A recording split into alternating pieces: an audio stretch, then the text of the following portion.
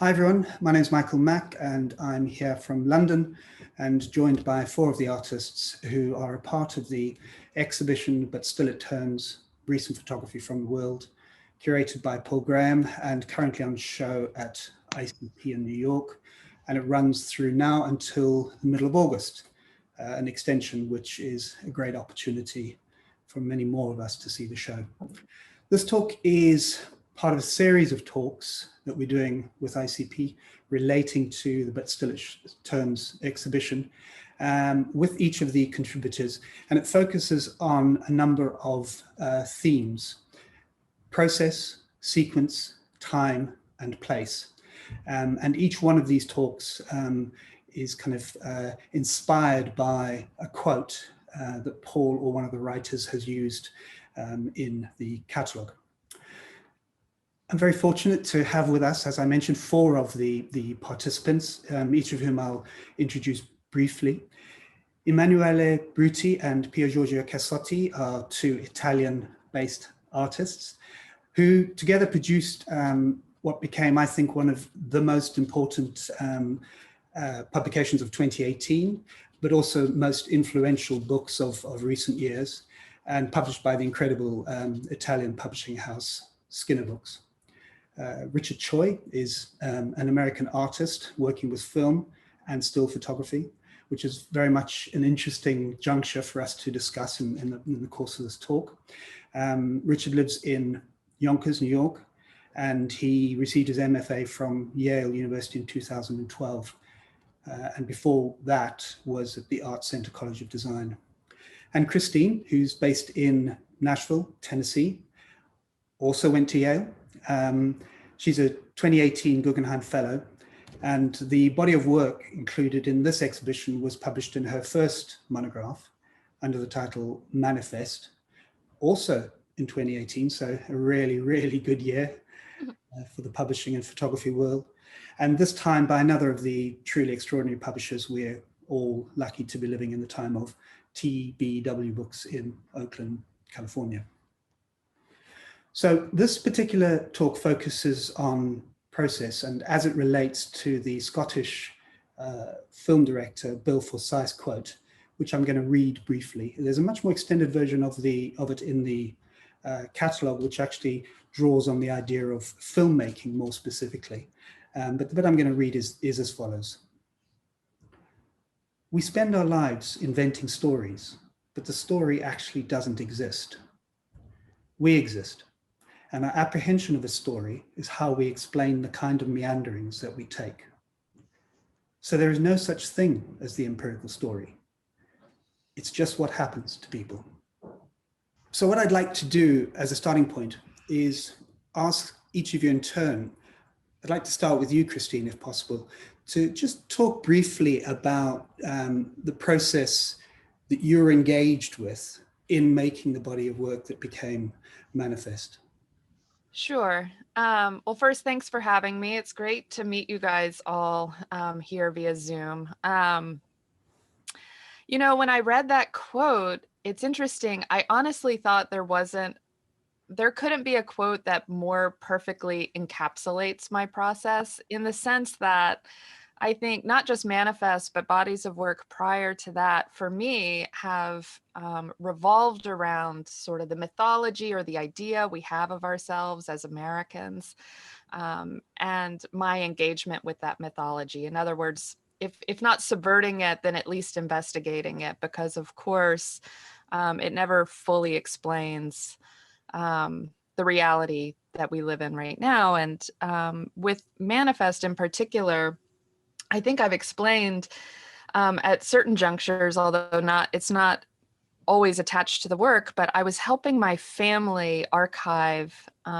some like old family heirlooms of my great-great-grandparents who were sharpshooters in the American West. So basically they were employed with the Wild West shows, the Buffalo Bill shows, and they were sharpshooters. And this was at a time like the late 19th century, early 20th century, where they were touring these shows and creating, for all practical purposes, the beginning of that story of the Wild West, of sort of turning the violence that really existed in that landscape into a form of entertainment. Mm. And so, I was looking at these old newspaper clippings and photographs, and just thinking about how that story came to be, and how then it cycled into our cinema, into our literature, into the entire mythology of the American West as we know it. And that was really the genesis for me. Thinking about that story, understanding that story was a complete manifestation for entertainment value, at least at that, as far as my great grandparents were involved, and that I wanted to head west and sort of see what my relationship with that space would be. And it's also true that anyone who has studied photography has looked at these landscape pictures of the American West, Carlton Watkins and Timothy O'Sullivan, and these are some of the great purveyors of landscape photography at the dawn of photography itself. And so, I really wanted to go. I wanted to go see also what kind of landscape pictures I would make. What would be my relationship with that space, not just the people, but with the space itself. And so in terms of process, I mean, I can say that there's an overarching idea, but I genuinely don't know what's going to happen when I get somewhere. And I like that. So I just go and I think I respond. And as I edit, I'm continually asking myself how I can refine those ideas. Or those experiences into a visual form, because of course my experience out there in the landscape was quite different. I think I didn't even have the inclination to make this big vista view kind of landscape picture of the West. It was not my experience at all. And so, asking myself why that might be, what's different for me, what's different in this time, what's different about the people that I'm meeting versus the idea of the kind of person I think I'm going to meet. All of that sort of informs the way the pictures are made. And then of course, as time goes on, as I keep making work, I think it informs how I refine, how I approach those two subject matters discreetly, at least in the case of Manifest. So. Indeed, but as a starting point, I guess it's clear that your process involved the traditional road trip. Of course, yes. Also, I mean, yeah. But it's not distinguished by your particular trajectories, along a particular journey in a particular zone, through a particular space, identifying a place. It's more generic. You mean Manifest was more generic? Yes, in the sense that it wasn't focusing on saying this is a particular site. Right.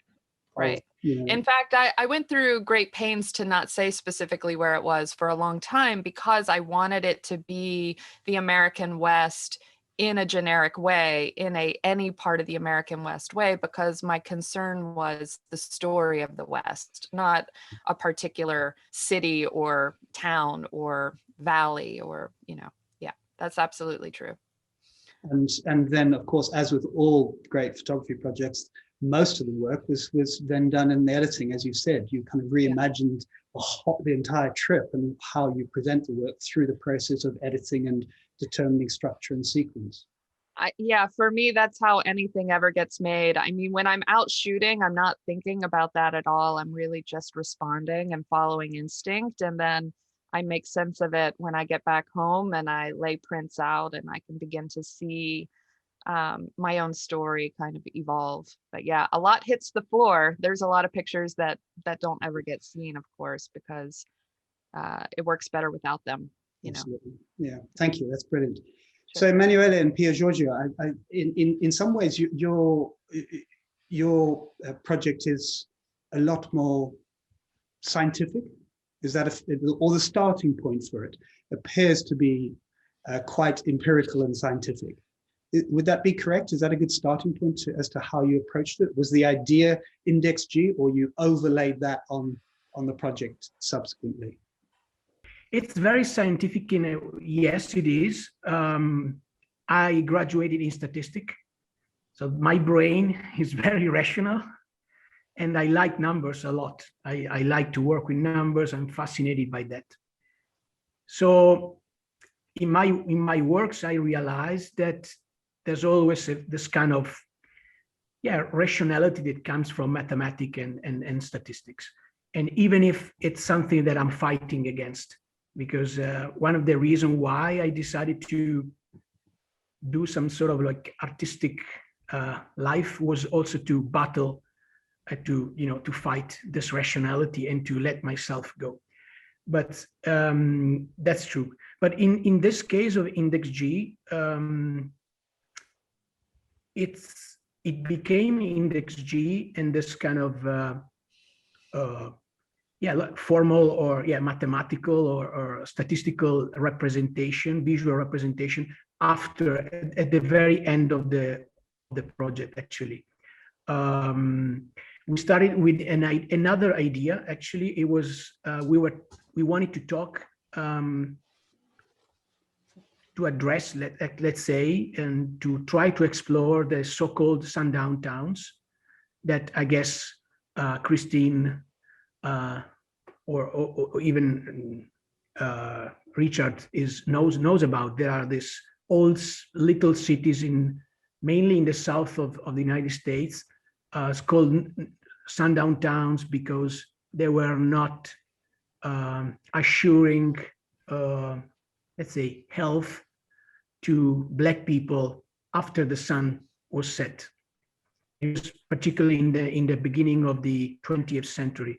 But then a professor of history, I guess somewhere in university, I don't remember which one, well, actually is saying that these sundown towns still exist in different forms, different ways. So we wanted to explore that reality, but then we started to make researches, and then we were not sure that we could succeed in doing that.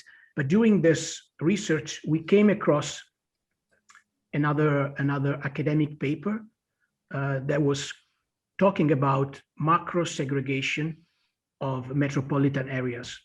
And in a drawer, like I guess everyone has those secret drawers where we put potential titles of potential future projects. I had this title that was about it was about inequality, and that's the title was Gini Index, which is the reason, or the name of Index G, which is a statistical measure of inequality that you can use everywhere, basically. So we mix the two things, and we come up with this sort of like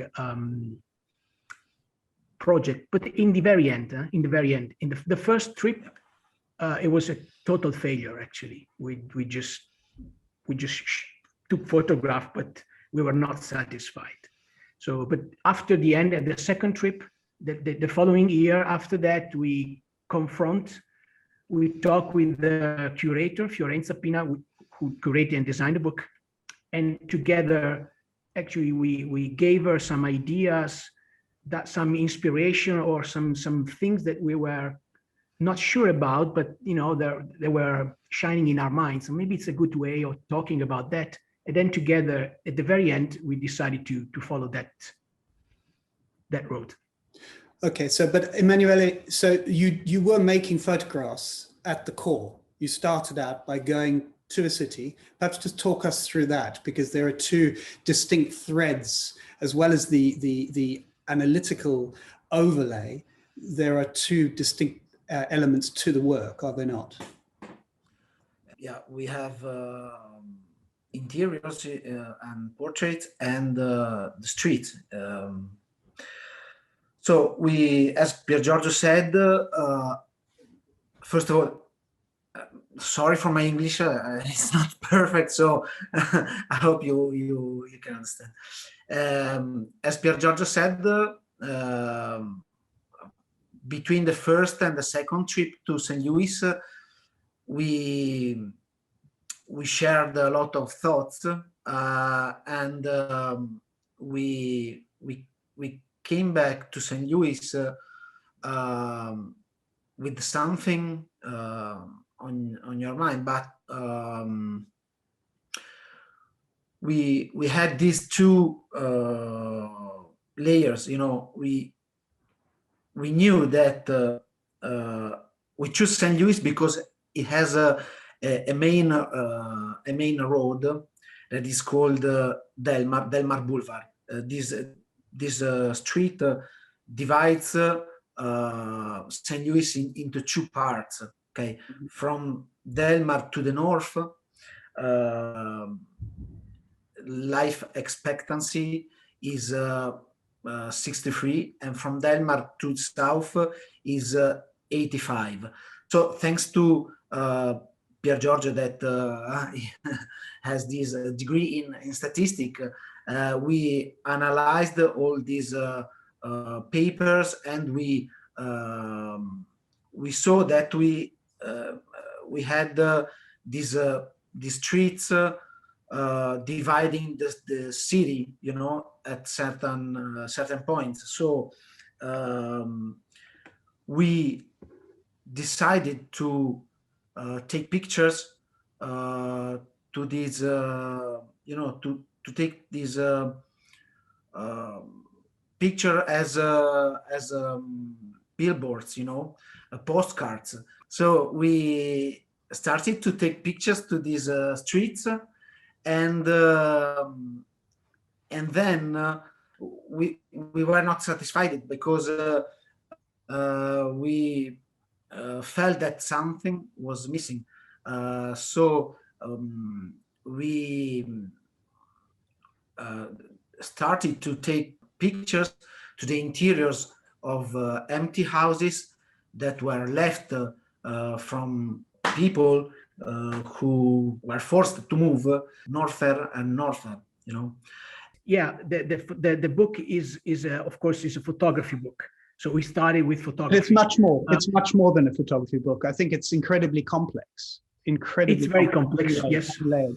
Not just in the terms of the use of the materials, because it's not really a photography book in that sense. It's much more, and it doesn't pretend that it brings in a scientific element, which is overlaid into it. So perhaps you can talk about that process of construction, because it strikes me that the book really came together primarily in that form. The work came together primarily in the form of that book. It's been years that. Well, first of all, I'll start with my concept, my idea of photography, which has been developing over the years. And right now, I try to use photography to tell things, but I'm not very concerned about the quality of the photograph. I'm not photographing for the sake of photography. And also, I'd like to use other elements along with photography as a added layers of a language. And I like to write now, so I try to use words a lot. So since the beginning, we wanted to do this sort of book, which layered different languages, not only photograph. So actually, it's quite curious in a way, because I was about to contact Don DeLillo, the writer, because I wanted to ask him to write something for the book, but then I decided to write the screenplay myself. But again, as Emanuele was saying, there were two moments in this process, because the first moment was the first trip. We went there and we photographed. It was black and white. It was street photography. We were walking around, knowing the geography, meeting people, we just walk like Kristine was saying, I like to walk. And so I need to be in the environment, look around and start to feel everything around me.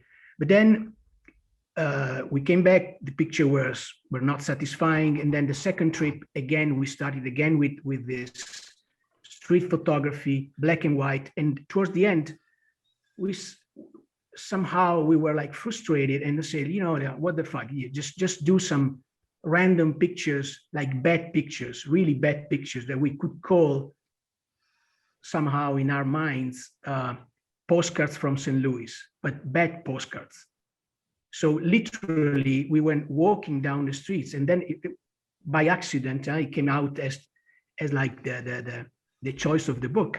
We were walking 20. We were like doing 20 steps along this big roads that separates black and whites in St. Louis, turning around, shooting without framing, and that would just get the camera back. And then we walk all the streets. It was like miles. So we have a lot of pictures of that street because we really wanted to feel that moment without being filtered by the eye of photographer. That's the reality. That's what we are looking for.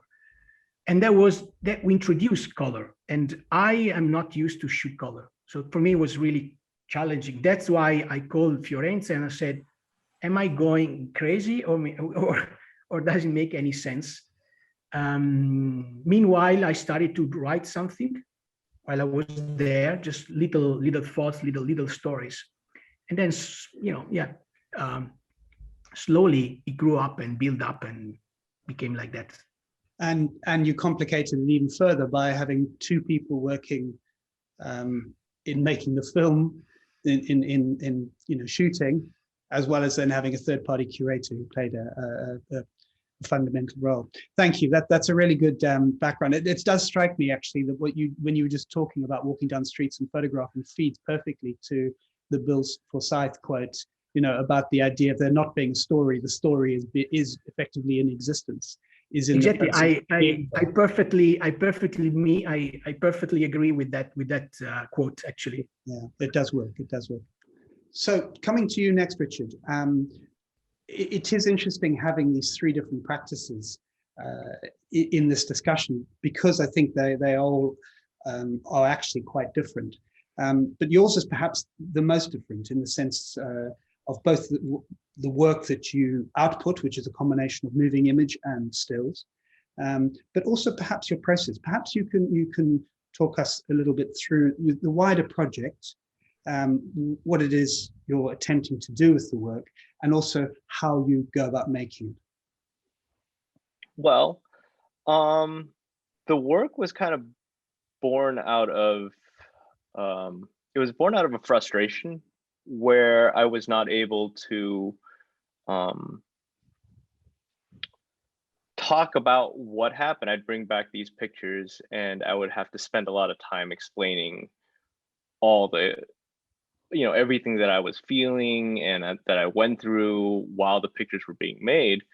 And I started trying to figure out a way around it. I realized that was just, for me at least, I had hit some sort of a wall with photography, some sort of a boundary, which is a beautiful boundary because that's also creates like a whole other, it's created an entire, a lot of work. It's a beautiful boundary, that not being able to tell everything that happened before and after.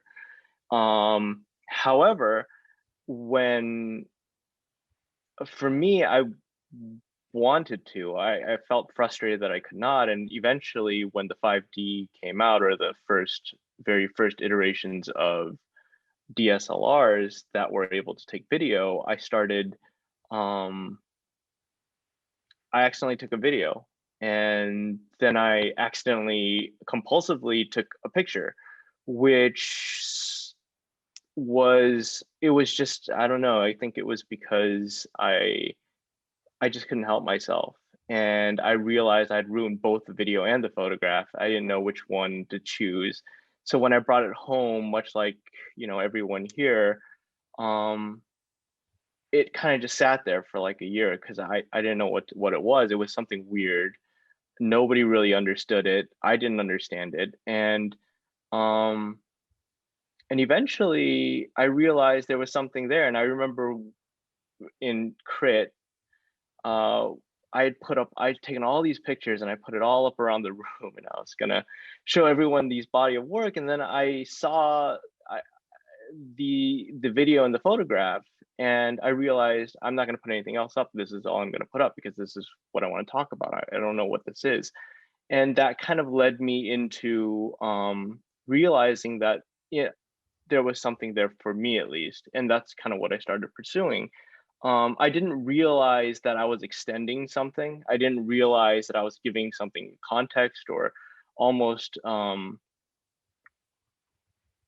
explanation of some sort of the sounds of little nuances of facial expressions that seem so natural to the moving image, but not so much the still image. It's like, you know, you want to catch that one, but then it was also interesting because I would give myself a rule where it was like just one photograph. I tried multiples, you know, I went through different iterations of it, trying to find my way through it, but eventually I realized one photograph was good enough. And became very difficult because I wanted to take more than that. I wanted to, you know, the compulsion for me at least was to take multiple photographs to, you know, to make sure I got it. You know, I think that was, it's like almost a distrust in myself. But eventually it just came down to just one. And I didn't know what I got. I just had to have faith that I got it. And it was almost through blind faith because, you know, you just can't check the picture or anything like that. You just have to keep rolling. Perhaps you could speak a little bit about your subjects, about the context, because they're invariably very quiet, none moments, for want of a better language on my part. It's interesting because it almost speaks back to the quote that there is, you know,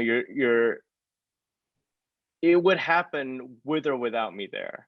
It was not, I mean, I was there and that did affect the chemistry a little bit, but after a while, life just seems to have a way of going back to, you know, you can't change it, you know, that much. I mean, after a while, it just seemed to go back to as it was, you know, before I was there, after I will leave, things that were happening, the TV was droning on. And I liked that idea that there was this thing that would continuously happen. But for me, at least, it was so just moving. I didn't know what to almost do with myself. I couldn't believe I was seeing this. It was almost like a gift that was given to me, you know. It was a surprise. It was always a surprise. I never knew when it would happen. I didn't know if it would happen, but as I watched it happen, watching something so mundane or seemingly overlooked was very, very moving. And I would wait for these things, and it wouldn't happen all the time, but sometimes it would just happen, and I didn't know what to do with it, and so I made a video and a photograph out of it, because they both told two different things. Yes, absolutely. But the point about your work is you have this combination of moving image and then a slice out of the moving image being the still photograph. Yeah. Could you talk a little bit about the extent to which, having discovered your métier, so to speak, having worked out what your working process was, how you then brought that to making work going forward? And has it affected it? Rather than, you know, you admitted stumbling upon it, which is very honest, but then presumably now you have a very particular process in order to look for those combination of moving and still moments that you wanted to elaborate. I have, but you know, I think what it did was open up maybe the meaning of making work to me, that it was simply, for me on a personal level, it was simply just, you know, a tool for describing something that I found. You know, it wasn't that I was completely I guess held just to photography. I think before that I had a harder time seeing outside of it, and I think all of a sudden when I realized what I'd brought home, I realized that it was a tool for a method of articulation for some sort of truth that I had found, or that I wanted to describe, or that I wanted to take the time to figure out. And going forward, I think, you know, to be honest, the work was tabled after a while because I knew what I was going to do. And I think the mystery of that work, it's funny how fragile it is when it relies, you know, when I realized if I knew that I was going to take a picture while the video was being made, if it wasn't a compulsion, it would show and I would see it. And both either the video or the photograph would suffer. And so I think I would, at some point when I realized I knew what I was going in for, I knew what I was going to do. That was the end of that working process. And I learned, you know, what you learn from any body of work, you know, that runs its course in your life. And it's not necessarily that it's the end of it, but I had to pause it for a while because I think once you know, I think that's a time to take a break, you know, I think. So maybe I'll go back to still for, I don't know, maybe not, maybe it's something completely different.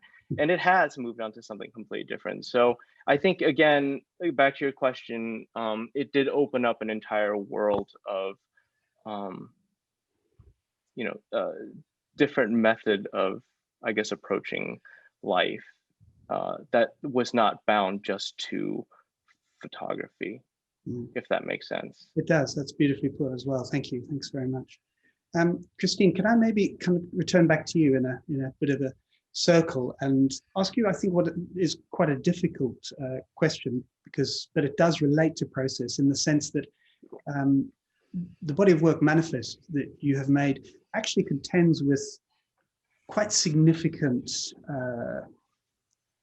ideological, mythological notions in a very light-handed and, you know, the very light touch, but they're evident.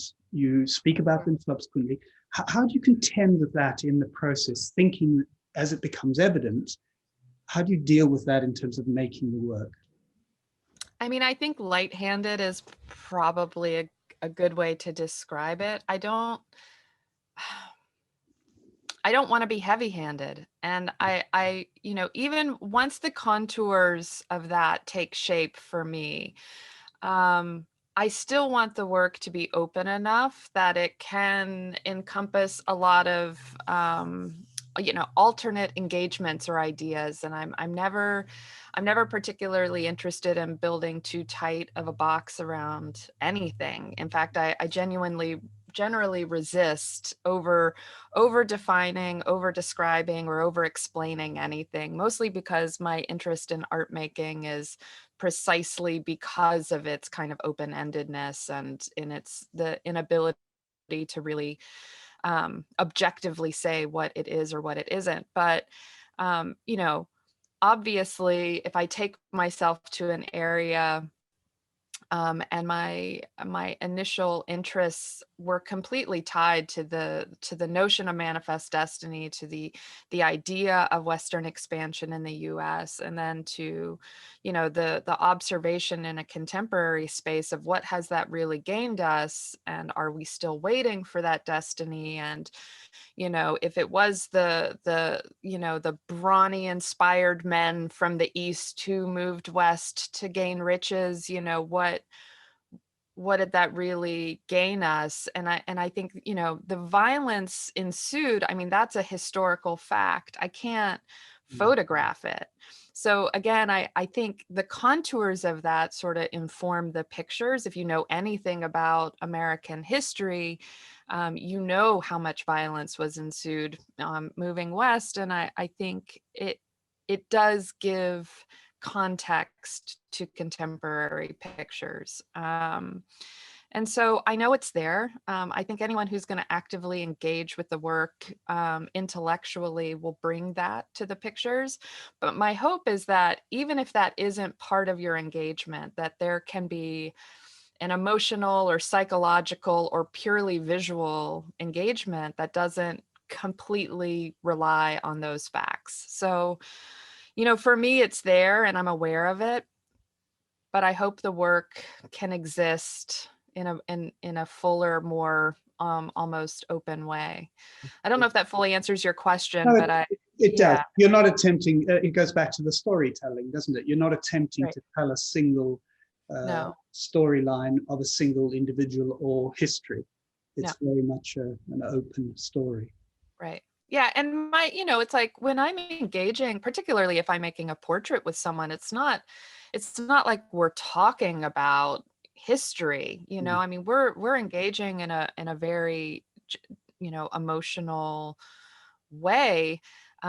So for me, thinking about what Richard was saying about the experience of making pictures and all that is brought to the table when you're engaging with portraiture, I mean, for me, it's richer and bigger than just the context of what has happened before. And so while that is like an architecture for me about how to put these pictures in a book, about how to think about them in the lineage of American history, or even just my engagement with photography in general, I mean, for me, it's also a much fuller experience than that. Similar to what Richard was saying, yeah. Absolutely, and I think from the perspective of somebody who's not American, one of the successes of your project is that in the last year, for example, recent American history, or the last couple of years, it seems even more relevant. The touchstones of the work and the ideas have risen again. So it's not talking about old American history; it's very current. Good. I mean, not good that we're in that circumstance, but again, that just, to me, that points back to sort of the power and the richness of the medium, is that, without tying too tight of a string around something, you can find entry points at different times and in different ways. Yeah. Thank you. Emanuele and Piergiorgio, so can you perhaps tell us a little bit about the complexities of working as a duo, how that affected the process of in simple terms, of making this body of work, and also perhaps individually tell us, how do you continue work together? Will you work again together? How has it affected your individual processes as artists? Well, I'm a loner, I mean, as a person in life.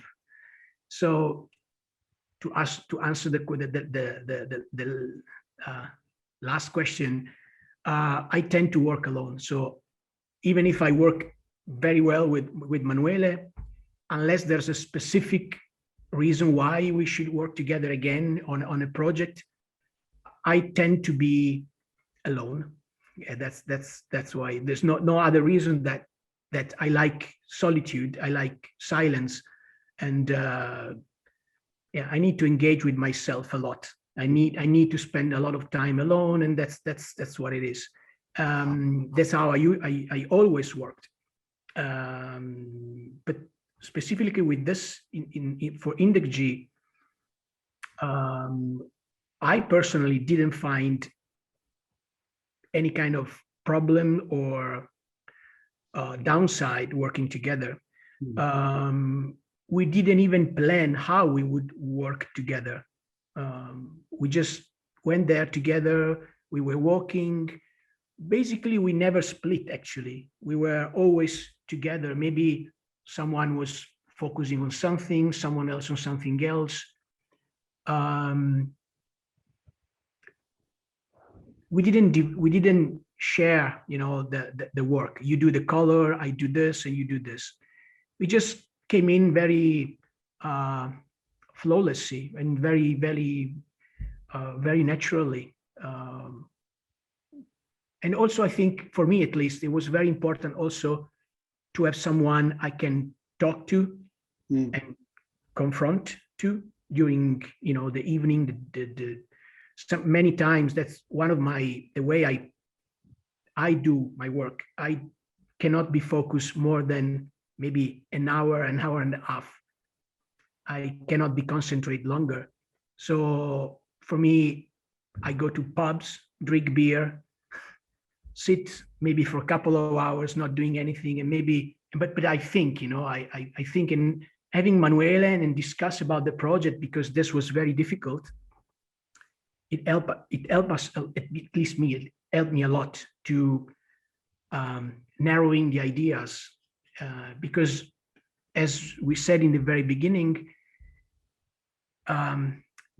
this project developed over the time. It started in a way, it ended up in a completely different way. And I personally found myself many times in trouble when I was there, not knowing what I was doing.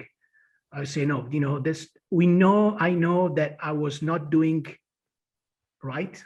I was not doing what I was looking for, but it was not clear what I was looking for. I had just so confronting with Emanuele was for me really, really helpful to narrowing down, So and you've mentioned you were very fortunate in the sense you also had you had an interlocutor, you had a third party, a curator, editor, and she really drew out from you, Emanuele, many of the formal and critical aspects of the project. Is that correct? Yes, for sure. Actually, for me, it was pretty cool. It was I was pretty new to photography world at the time. I've just finished my studies and collaborated to Piergiorgio to a project like that. Helped me a lot to learn on the field and what does doing a long-term project means, especially also what we did with Fiorenza Pina, our curator. We were in touch with her from St. Louis. We shared thoughts, we shared pictures, and she helped us find or cleaning our thoughts, find a way. I remember Piergiorgio said before that we were almost always together. Yes, it's right. But I remember this fact. One day we didn't know how to photograph, what to do. So Piergiorgio went into a bar, and I say, okay, I stay here a little bit, walking down the street. We were in Ferguson, and at certain point, I saw a guy that came through me, and we started talking. And this guy is in the book, and from that guy we met their friends, and other people. So from that point, it helped us going forward with the project, So as Piergiorgio said before, it's a matter of paying attention to everyday life and to the thing that can happen on the streets, And when you go through these occasions, you take it, and then the project developed by itself. Absolutely. For example, one of the value that Fiorenza brought when we were there, for example, we decided to do portraits at the very end, not at the beginning. And we were doing it actually, but in a totally different way. When we show her the first portraits, I remember that she clearly said, it's nice, it's fine, and I like it, they work, but be sure not to follow the cliche or the stereotype, the Western stereotype or the European stereotype, the image stereotype of Afro-American. So we want them to give them, how to say, self-consciousness, or in a way to bring them up. They're not just self-representation. So they exactly that, you know, over the years we have, at least in Italy or Europe, or for sure not in the United States. So that actually drove us in the right direction to say, okay, in our minds, you know, just give them value, give them, you know, all this stuff. But to both of you, I suppose it's an obvious, I can anticipate the answer, but I'd be interested to know, I think a lot of people are interested to know, what has your artistic process involved in the last year? Because the two of you are in two different Italian cities and experiencing different engagement. What have each of you been able to do in terms of being on the street and photographing or making work, or have you not? Have you been stalled for a year? I've been photographing something, but after Index G, I went through a really, let's say, creative disaster, or creative, a creative stop. I couldn't think about anything else after that.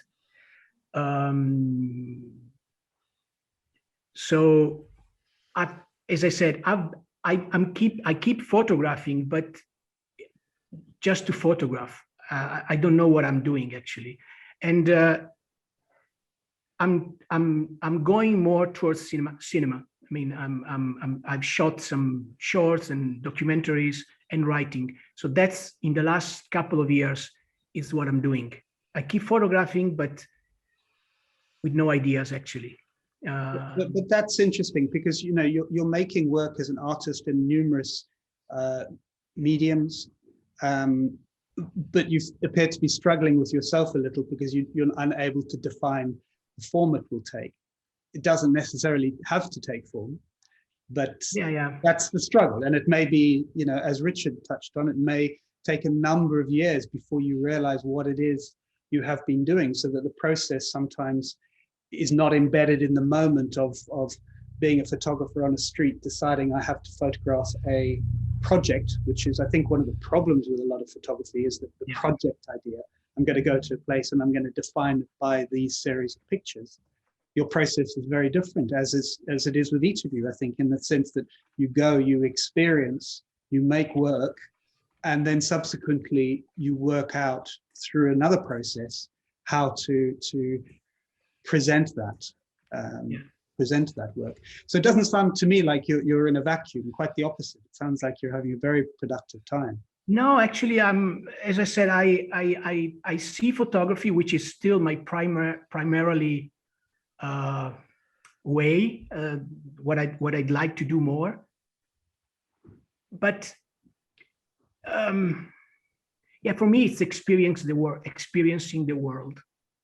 Also the COVID, maybe I had some plans actually during last year. I have ideas to test out, but he didn't do it. But still, when I really literally hold the camera to my eye, in this moment, I know it's going to change, but I think everything I see through the viewfinder is banal. It's something that I've done already. So why should I do it again? You know, that kind of style. And that's why, I need to ease my mind. And that's why I'm doing more cinematography now and writing. I'm quite writing a lot now, but I know it will, I mean, as soon as I can travel, I will start this new ideas. I was just going to say, you probably also need a holiday from yourself, never mind from as we all do, from where you live, to be able to move and feel the discombobulation of travel. I think we all need that. What about you, Emanuele? Has it been a productive time for you the last year? Actually, I just took some pictures during the first lockdown here in Italy, because it was as everybody, I think it was an unicum. We didn't, nobody expected a situation like that, but I didn't want to document anything. I took pictures just to elaborate the how can I say, the moment in which we were, you know, also not using the camera, but using my mobile phone, you know, trying to perceive what people in front of me, their feelings, you know, what they were living. But you know, um, it was just like that month in March. So after that, yeah, actually, I didn't took any photographs. I I agree with Pierre somehow. It's been very difficult. What about you, Richard? Have you got a huge archive of material you were able to sift back through and reimagine, or? Yeah, I mean, I think it's mostly about, you know, the mind doesn't sit still. You know, I think that's something that was really interesting, was that, you know, you take away the ability to go out, and you can't really go, you know, I can't do this work again right now. I go into people's houses and, you know, be face to face. You know, there's a 35mm lens, so I'm pretty close, and you can't do this anymore. Political climates, the pandemic, you know, it's the end of it for a while. But the mind doesn't sit still, and the whole purpose of that work was, you know, you stumble on a problem that you find that you're interested in, like, and you need to find a solution for it. And I think you just keep chipping away at it. There's no time limit. It's not a project driven thing like you were mentioning. I don't believe in projects per se, but it does, you know, you can't stop making the work. You can't stop making work. You can't, you know, there are all sorts of things that I'm wondering about and curious about, and that bother me, that are, I guess, my own problems that I'm interested in trying to figure out how to articulate in whatever medium that it needs to be articulated in. And you take away the camera, I'll figure out something in the studio. You know, it's not a big deal. It has not been a stagnant period. It's been a period where, you know, it's a process, it's a combination of absorbing things. I mean, it's given me a lot of time to absorb things. Almost, it's been sort of a reset in making the most of it. It's been a reset in a very beautiful way, where you're able to sit down and watch a movie in the middle of the day, where, you know, I've never, it's been a while since I've seen this film, you know, and you go back through the entire archive, like, oh my God, you know, it's incredible. And you're meeting all of these things at this point in time in your life, when you're able to comprehend things at a different level than you were when you first watched it. It's like reading a great book in high school and, you know, trying to do, like, you know, for the test. And then, you don't understand it. There's no way it's affecting you. It plants a germ or maybe a bug inside your head that you can revisit later, and that it may, you know, bloom into something else at a later point in your life. But, you know, you're meeting it now, you know, at this time, with this context, with this, you know, new perspective. And it's kind of given me that time to do that, and at the same time make work. I mean, it's so weird. It's like, it's been an interesting time, like, you know, making the most of it. But, you know, again, the mind doesn't sit still with stuff like that. It just, you know, everything's happening, and you're reacting to it, and you're trying to figure it out, one way or the other, with or without a camera. Wonderful, nice answer, thank you. And Kristine, what about you? Have you enjoyed the time? Have you found that you've had more time, or you've had too much time? You know, I've been busy, but it was mostly with exhibitions that I couldn't attend. So remote, you know, figuring how to make exhibitions remotely. And I'm so grateful for that work, because I found that I couldn't make photographs. I think one thing I really realized is that for me, it's a very energetic thing, and I have to feel very open. And I have felt very, very closed this year. It's just a self-protective thing. But I found that just like, you know, I agree with Richard about the mind is still moving and I have ideas, but energetically, I can't engage. And I'm so waiting for that to open up, and it is slowly starting to open up here. So I'm looking forward to summer. But all of last year, I had the big show in Switzerland at the Image Vevey, and that was a really big production, and it took almost 6 months really for us to realize building out the rooms and getting the work created. And I'm just so happy that could occupy my creative space, because if I didn't have that, I might have gone a little crazy, I think. Just feeling like I wasn't, I don't know, actualizing something. But yeah, I'm looking forward to this big time. Yeah, aren't we all? Yeah. Well, thank you all very, very much. It's really nice to meet you all. I hope that I will meet you in person. I'm sure I will meet you all in person at some time in the future. Yeah, really agreed. I hope so. Yeah. Yeah, no, I'm sure I will. I'm Bye, sure. bye. You have to believe these things. Yeah, we have to. Yes, you do. We will. We will. It's been a real pleasure meeting everyone. It's so odd that it's through something like this, but it's, it does give me something to look forward to meeting everyone. I've been a big fan of everyone's work, and it would be nice. It's been a real honor getting to show next to everyone, and a real privilege, and getting to see everyone else's work, and it's been a very moving experience. So thank you, and I hope to meet all of you guys in person at some point. And thank you, Michael. This book is really beautiful. Wow. Yeah, Michael. It's fantastic. I had it here for notes just in case I forgot anything. It's really cool, but it's beautiful. It's beautifully done. Yeah. Thank you for all taking part. Printed in Italy. Yes, of course. Everything is everything we do is printed in Italy now. We don't speak English very much, but we print it very good.